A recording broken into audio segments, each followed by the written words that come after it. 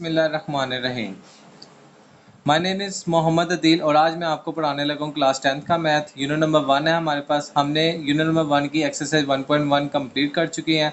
आज मैं आपको कराने लगा हूँ एग्जाम्पल्स यूनिट नंबर 1 की 1.1 की, जो कि इम्पोर्टेंट्स हैं हमारे पास। अक्सर स्टूडेंट्स का मसला ये आता है कि वो एग्जाम्पल्स को इग्नोर कर देते हैं और बोर्ड में जब एग्जाम्पल्स ही आती हैं तो वो यही समझते हैं कि शायद बोर्ड का पेपर बनाने वाले ने अपने पास से क्वेश्चंस को बना दिया, जबकि ऐसा नहीं है।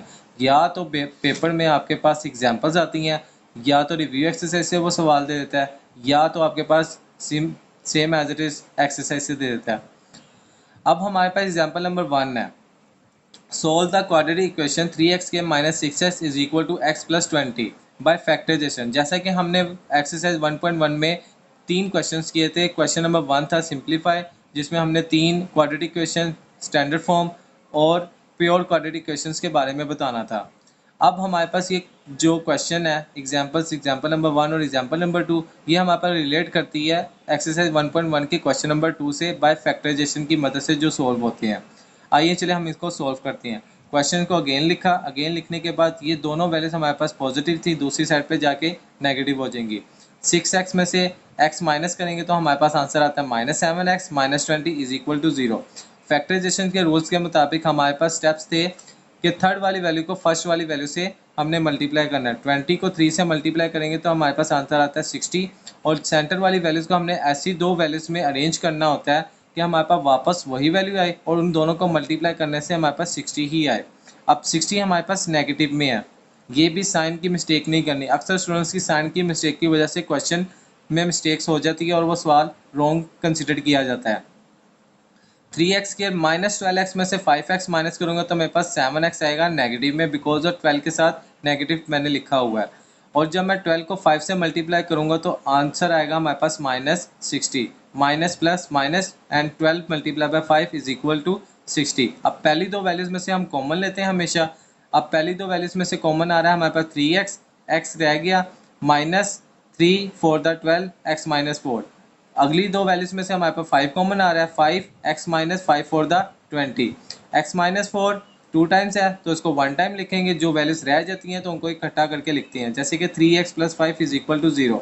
अब बारी बारी इसको हमने इक्वल टू 0 लिखना है और x की वैल्यूज फाइंड कर लेंगे। x minus 4 is equal to 0 and -4 इधर है तो दूसरी साइड पे जाके +4, तो x की वैल्यू हमारे पास 4 आ गई। 3x plus 5 is equal to 0 plus 5 है, दूसरी साइड पे जाके -5, 3 मल्टीप्लाई आ रहा है, दूसरी साइड पे जाके डिवाइड, तो सोल्यूशन सेट हो जाएगा हमारे पास 4 और -5/3।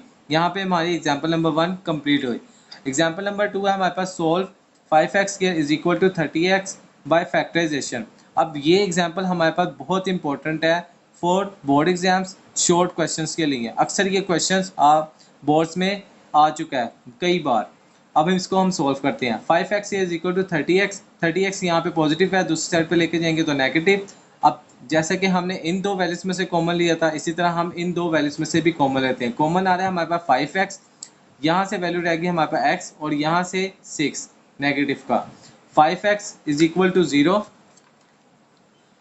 And x minus 6 is equal to 0।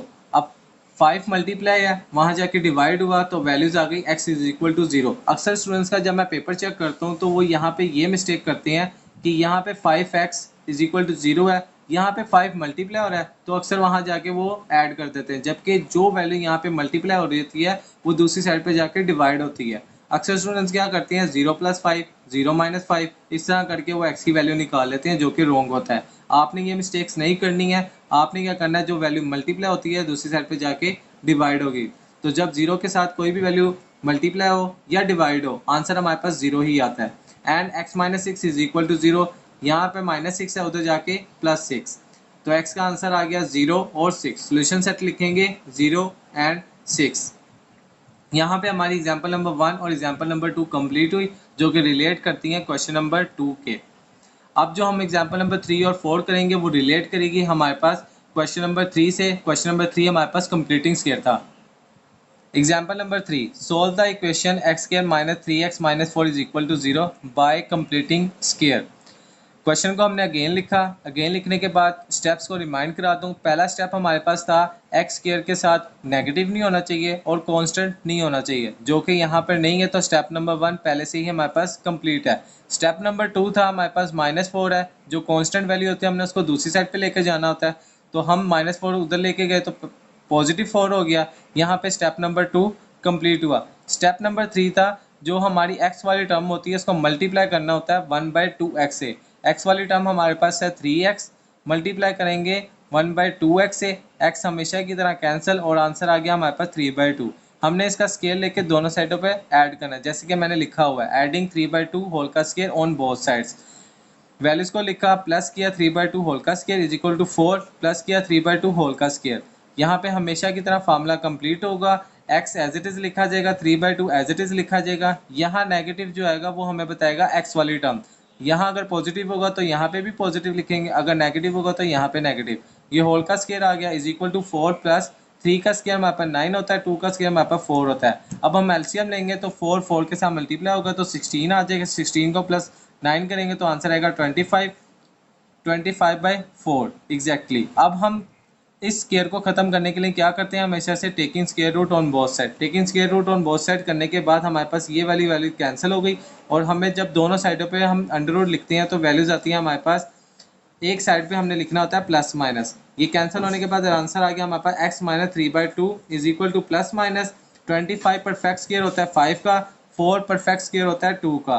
Cancel out होने के बाद हमारे पास आंसर आ जाएगा +-5/2। इक्वेशन हमारे पास बन जाएगी x minus 3/2 is equal to +-5/2। अब इसी को हमने एक दफ़ा प्लस में लिखना है और एक दफ़ा नेगेटिव में। x minus 3/2 is equal to 5/2, minus है उधर जाके प्लस, दोनों में हमारे पास जो है एलसीएम 2 आएगा क्योंकि सेम टेबल है और एक ही वैल्यू है।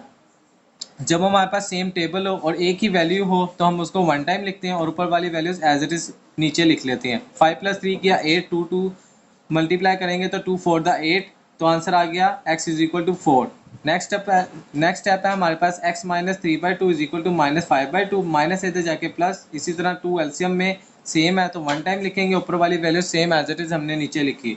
-5 + 3 करेंगे तो आंसर आएगा -2, 2 2 द 1, तो आंसर आ गया -1। तो सोल्यूशन सेट हमारे पास हो जाएगा 4 और -1। Example number 4, solve the equation 2x square minus 5x minus 3 is equal to 0 by completing square. Question को हमने अगेन लिखा। जैसा कि स्टेप्स थे हमारे पास 3 स्टेप। पहला स्टेप था एक्स स्क्वायर के साथ कोई भी वैल्यू नहीं होनी चाहिए, जैसा कि हमारे पास एक्स स्क्वायर के साथ 2 है और एक्स स्क्वायर हमारे पास पॉजिटिव में होना चाहिए। अब हमारे पास एक्स स्क्वायर पॉजिटिव में है लेकिन कांस्टेंट है, हमेशा की तरह हम कांस्टेंट को डिवाइड करेंगे बोथ साइड से। 2x square divided by 2 minus 5/2 x minus 3/2 is equal to 0। 2 2 cancel हो गया तो x स्क्वायर आ गया, x square minus 5/2 x minus 3/2। यहाँ पे स्टेप नंबर 1 कंप्लीट हुआ। स्टेप नंबर 2 हमारे पास ये था कि हमने कांस्टेंट वाली वैल्यूज को दूसरी साइड के ऊपर लेके जाना है। अब -3/2 यहाँ पे माइनस था, अब दूसरी साइड पे जाने के बाद ये नेगेटिव पॉजिटिव हो जाएगा 3/2। यहाँ पे स्टेप नंबर 2 कंप्लीट हुआ। स्टेप नंबर 3 हमारे पास था x वाली टर्म को हमने 1/2 से मल्टीप्लाई करना है, जैसा कि हम करते हैं। माइनस लिखने की ज़रूरत नहीं है, 5/2x मल्टीप्लाई 1/2x, x को x से कैंसिल हो गया, 2 2 4 हो जाएगा 5/4। इसी का स्केयर लेने के बाद हम दोनों साइडों पे ऐड कर देंगे, एडिंग 5/4 होल का square on both sides. Equation को हमने एज इट इज लिखा, ऐड किया 5/4 होल का स्केयर, 3/2 एज इट इज लिखा, प्लस 5/4 होल का स्केयर एज इट इज लिख दिया। यहाँ पे हमेशा की तरह फार्मूला कंप्लीट होगा, नेगेटिव होगा तो नेगेटिव का फार्मूला, पॉजिटिव होगा तो पॉजिटिव का formula. Is equal to 3/2 plus 5 का स्केयर होता है 25, 4 का स्केयर होता है 16। एलसीएम लेंगे। अब जैसा कि मैंने एलसीएम आपको समझा चुका हूँ, अगेन मैं आपको रिमाइंड करवाता हूँ, जब भी हमारे पास एलसीएम आए तो हमने देखना है कि क्या वो एक ही टेबल पर जाते हैं। अगर वो एक ही टेबल पर जाते हैं तो उसकी बिगेस्ट वैल्यू हमारी एलसीएम होती है। एलसीएम में हमारे पास 16 आ गया। 16 आने के बाद हमने स्टेप्स करने हैं कुछ इस तरह, 16 डिवाइड बाई जो वैल्यू हमारी फर्स्ट है उसके नीचे जो भी होगा हमने उसको डिवाइड कर देना। डिवाइड करने के बाद आंसर आया हमारे पास 8। जो वैल्यू हमारे पास आती है वो उसकी फर्स्ट वाली वैल्यू से होता है मल्टीप्लाई। 8 को 3 से मल्टीप्लाई करेंगे तो आंसर आ जाएगा 24 प्लस 16 अगेन लिखेंगे, डिवाइड करेंगे हम 16 से ही क्योंकि सेकंड वाली वैल्यू के डिवाइड के नीचे है 16। 16 16 से कैंसिल हुआ, आंसर है 1 1 25 के साथ मल्टीप्लाई होगा तो 25। अब 25 प्लस 24 आंसर आएगा इसका 49। 49 डिवाइड बाई 16। स्क्वायर को खत्म करने के लिए हम हमेशा से क्या करते हैं, taking square root on both side. लेकिन स्क्वायर लिया हमने, अब दोनों साइडों पे हमें किसी एक साइड पे प्लस माइनस लगाना होता है। अब जबकि मैं हर एक सवाल में प्लस और माइनस इस साइड पे लगाता हूँ, तो मैं चाहता हूँ कि आप भी प्लस माइनस इसी साइड पे लगाएं। स्क्वायर अंडर रूट के साथ कैंसिल, वैल्यू आ गया हमारे पास x minus 5/4 is equal to plus minus. अब 49 होता है परफेक्ट स्क्वायर 7 का, 16 होता है हमारे पास 4 का परफेक्ट स्क्वायर। परफेक्ट स्क्वायर में इसको कन्वर्ट किया, स्क्वायर अंडर रूट के साथ कैंसिल, आंसर आ गया 7/4। इसको एक दफ़ा प्लस में लिखेंगे, इसी को एक दफ़ा नेगेटिव में। नेक्स्ट हमारे पास होगा इस नेगेटिव वैल्यूज को दूसरी साइड पे लेके जाएंगे, पॉजिटिव कर देंगे, इस स्टेप में भी और इस स्टेप में भी। अब x इज इक्वल टू 7/4, ये नेगेटिव है, ये प्लस हो जाएगी 5/4। एलसीएम हमारे पास अगेन सेम है 4 और 4, इसको वन टाइम लिखेंगे और ऊपर वैल्यू जो भी होगी, वैल्यूज हमारे पास उनको ऐड हो रही होंगी तो ऐड, अगर सब्ट्रैक्ट हो रही होंगी तो सब्ट्रैक्ट। 7 + 5 किया, हमारे पास आंसर आ गया 12। और 4 के साथ डिवाइड होगा तो 4 3 12, तो आंसर आ गया हमारे पास x is equal to 3। x minus 5/4 is equal to minus 7/4, ये नेगेटिव है तो उधर जाके पॉजिटिव। पॉजिटिव करने के बाद हमने लिखा एलसीएम। एलसीएम हमारे पास आएगा सेम 4, क्योंकि 2 टाइम्स लिखा हुआ है और सेम है और एक ही टेबल पे जाते हैं, तो एलसीएम आ गया हमारे पास 4। ऊपर वाली वैल्यूज जो ऐड हो रही हैं ऐड कर देंगे, जो सब्ट्रैक्ट हो रही हैं वो सब्ट्रैक्ट। -7 + 5, -7 में से 5 माइनस करेंगे तो हमारे पास आ जाएगा 2। 2 डिवाइड बाई 4 करेंगे तो आंसर आ जाएगा -1/2। तो सोल्यूशन सेट हो जाएगा हमारे पास 3 और -1/2। अब हमारे पास इस एक्सरसाइज की एग्जांपल्स भी कंप्लीट हो गई हैं। जैसा कि हमने एक्सरसाइज 1.1 कंप्लीट की और एग्जांपल्स भी हमारे पास 4 थी, वो भी हमने कंप्लीट की। अगर आपका कोई भी कंसेप्ट कंप्लीट नहीं हुआ या किसी भी कंसेप्ट में कोई भी प्रॉब्लम आती है या कोई भी स्टेप आपको समझ नहीं आता, तो कमेंट सेक्शन में हमें कमेंट करें ताकि मैं आने वाली वीडियो में आपको वो कंसेप्ट क्लियर कर सकूं। उम्मीद है आपको कंसेप्ट समझ आ गया होगा। हमारे चैनल को लाइक करें, सब्सक्राइब करें और बेल आइकन को ऑन करें और बेल आइकन को प्रेस करें ऑल पे, ताकि आने वाली हर वीडियोस आप तक सबसे पहले पहुंच सके। शुक्रिया।